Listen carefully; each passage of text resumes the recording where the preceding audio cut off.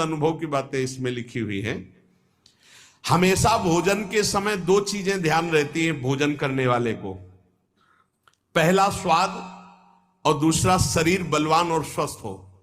ध्यान देना, दो बातें याद करके वो भोजन पा रहा है।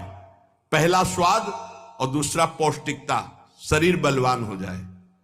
जिह्वा की तृप्ति और शरीर की पुष्टता का भाव रखकर भोजन करने से तमोगुण आ जाता है।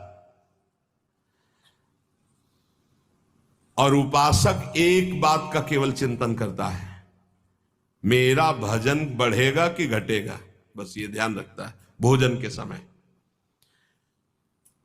भगवत प्रसादी है, सतोगुणी है, कहां से बना हुआ है, किसने बनाया, ये पूरी जानकारी, और एक ही उद्देश्य है, केवल भजन बढ़ेगा कि घटेगा इसके पाने। जिसके खाने से भजन घटेगा, उस जीवन में हर एक चीज का अनुभव किया गया है।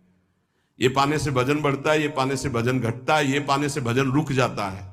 इसलिए निषेधात्मक वस्तुएं स्वभाव ही नहीं, जीवन में कभी पाने का स्वभाव ही नहीं है। ज्यों ज्यों नाम जप करोगे त्यों त्यों हृदय में निर्विकारता आएगी, वैसे ही आप स्वस्थ और बलवान होंगे। आज ये माना जाता है कि भोजन जो बल प्रदान करता है उससे बल होता है, जैसे मांस खाना, अंडा खाना, ये खाना, वो खाना।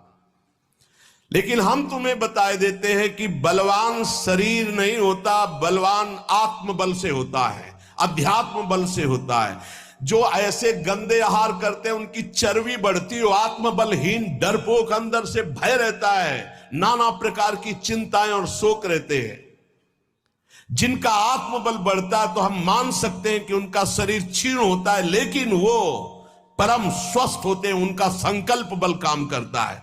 एक महात्मा ने संकल्प किया, समुद्र पी गया।